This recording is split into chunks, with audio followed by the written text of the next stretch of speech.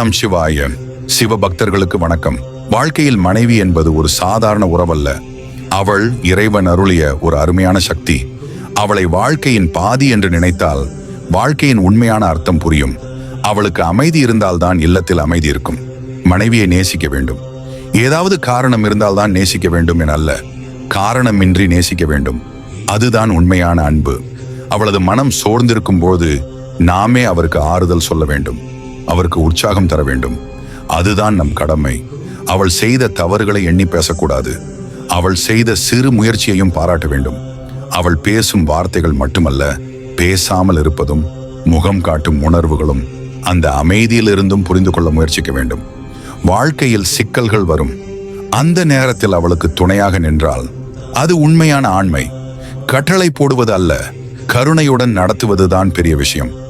மனைவியின் மனதில் உள்ள உணர்வுகளை கேட்டு புரிந்து கொண்டு நடந்து கொள்வது முக்கியம். ஒருவருக்கொருவர் மரியாதை கொடுத்தால்தான் வாழ்க்கை நல்லதா இருக்கும். அன்பு மட்டும் போதாது, மரியாதையும் தேவை. அந்த மரியாதை இருக்கும் இடம்தான் அமைதி இருக்கும்.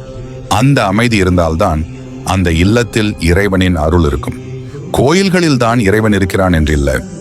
கணவன் மனைவி ஒருவருக்கொருவர் அன்புடனும் புரிந்து கொள்ளுதலுடனும் வாழும் வீட்டில்தான் உண்மையான சிவாலயம் இருக்கிறது.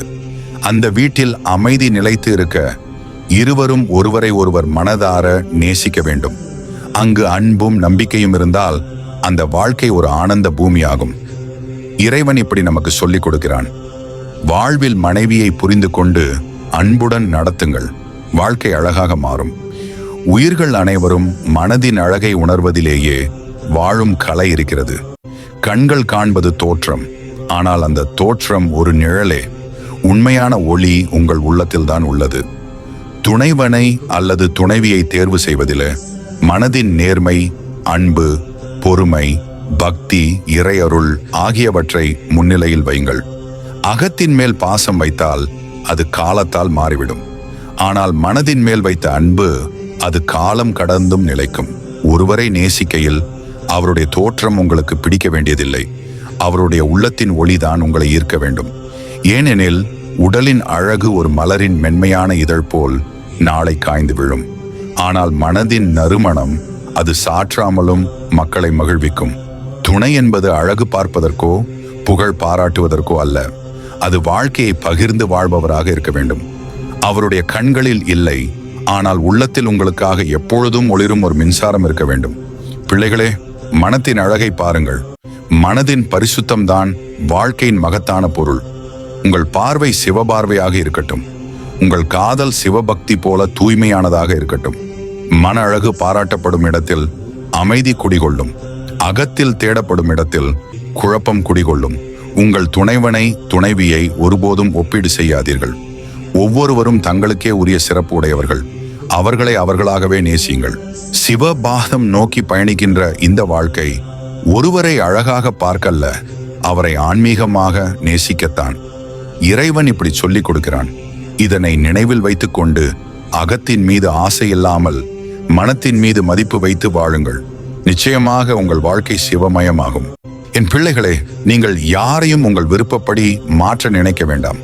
உங்கள் கணவனாக இருந்தாலும் சரி, மனைவியாக இருந்தாலும் சரி, நண்பராக இருந்தாலும் சரி, ஒருவரையும் உங்கள் கட்டுப்பாட்டுக்குள் கொண்டு வர வேண்டும் என்று எண்ண வேண்டாம். அன்பு கட்டுப்பாடு அல்ல, அது விடுதலையின் வெளிச்சம். உங்கள் வாழ்வில் வரும் ஒவ்வொரு நபரும் அவரவர் தனித்துவத்துடன் உங்களிடம் வந்துள்ளனர். அவர்களது சிந்தனை, பழக்கம், உணர்வு எல்லாமே அவர்களின் வாழ்க்கை அனுபவங்களால் வடிவமைக்கப்பட்டவை. அவர்களை மாற்ற நினைப்பது அந்த அனுபவங்களை நிராகரிப்பது போலாகும். உங்களுக்காக ஒருவர் மாறினால் அது தற்காலிகம் மட்டுமே. ஆனால் நீங்கள் அவர்களை அப்படியே நேசித்தால் அது நிரந்தர நெருக்கமாக மாறும். ஒவ்வொரு ஆன்மாவுக்கும் அவனவனுடைய பாதை உண்டு. நீங்கள் ஒருவரை நேசிக்கிறீர்கள் என்றால் அவர்களை அவ்வாறே ஏற்றுக்கொள்ள வேண்டும். அவரது குறைகளை திருத்த வேண்டிய பொருட்களாக அல்ல, அவரை உருவாக்கும் அம்சங்களாக பாருங்கள். குறைகளை திருத்த முயற்சி செய்யும் அன்பு நிஜமான அன்பு இல்லை. ஆனால் அவருடைய குறைகளுடனே அவரை நேசிக்கிறது உண்மையான கருணை. உங்களது வாழ்க்கை துணையோ, உங்கள் குழந்தைகளோ, நண்பர்களோ யாராக இருந்தாலும் அவர்களது சுதந்திரத்தை மதியுங்கள். அவர்கள் யார் என்பதை புரிந்து கொள்ள முயலுங்கள். நான் என் விருப்பம் போல் மலர்களை திருத்துகிறேனா? இல்லை. அவை எவ்வாறு இருக்கின்றனவோ அப்படியே பூக்கும் வரை பொறுத்திருக்கிறேன். நீங்கள் என் பிள்ளைகள். ஏன் நீங்கள் உங்கள் அருகில் உள்ளவர்களை உங்கள் கட்டுப்பாட்டிற்கு கொண்டு வர முயல்கிறீர்கள்? அன்பு கட்டாயமில்லை. அன்பு கருணை மட்டுமே. அன்பு எதிர்பார்ப்பு இல்லாத ஒளி. எனவே பிள்ளைகளே, யாரையும் மாற்ற நினைக்காதீர்கள். அவர்களை அப்படியே ஏற்றுக்கொள்ளும் மனதை வளர்த்துக் கொள்ளுங்கள். அப்போதுதான் உங்கள் உள்ளத்தில் சாந்தியும் உங்கள் இல்லத்தில் சிவத்தின் சிரிப்பும் தோன்றும்.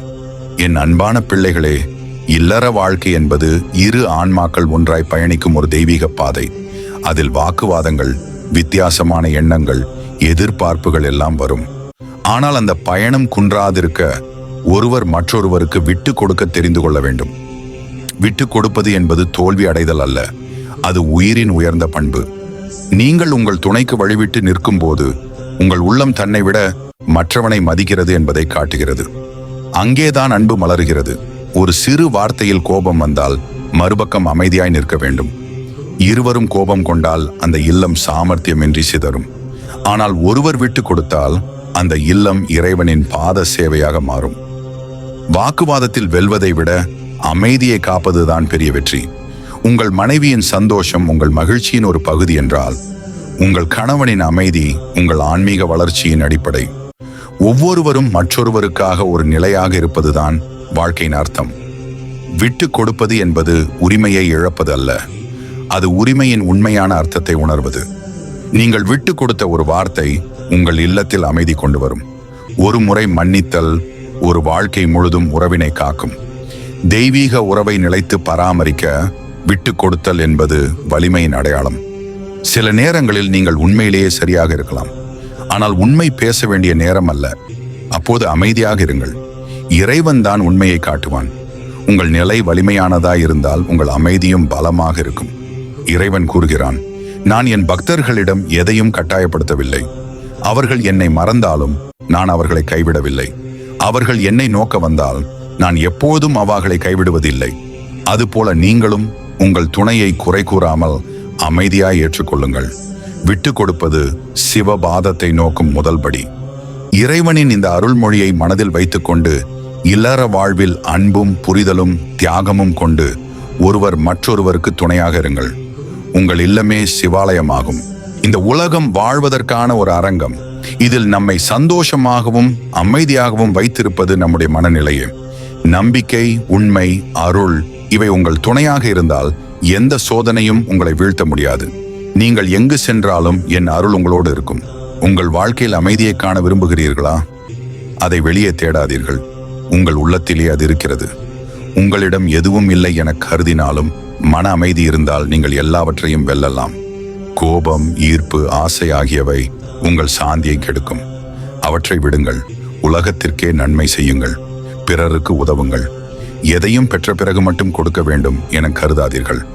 உங்கள் அருகில் உள்ள ஒருவருக்கு உதவுவதன் மூலம் உங்கள் வாழ்விலும் ஒளி பிறக்கும். ஒரு சிறிய உதவியும் பெரும் புண்ணியமாகும். துன்பம் என்றது தற்காலிகம். இன்று வரும் துன்பம் நாளைய சந்தோஷத்திற்கான அடித்தளமாக இருக்கலாம். கவலை வேண்டாம். மழை வந்தால்தான் பூமி பசுமையாகும். அதுபோல உங்கள் வாழ்க்கையில் வரும் சோதனைகள் நீங்கள் மேலும் வளர்வதற்கான முன்னோட்டமாக இருக்கும். பொறுமையாக இருங்கள். எது நேர்மையானது, எது தர்மமானது அதை மட்டும் செய்யுங்கள். தவறான வழியில் சென்று வந்த புகழுக்கு எந்த மதிப்பும் இல்லை. நேர்மையாக வாழும் வாழ்க்கையே மிக்க விலை உயர்ந்தது. உண்மையுடன் வாழ்ந்தால் என் அருள் என்றும் உங்களோடு இருக்கும். என்னை நினைவில் கொள்ளுங்கள்.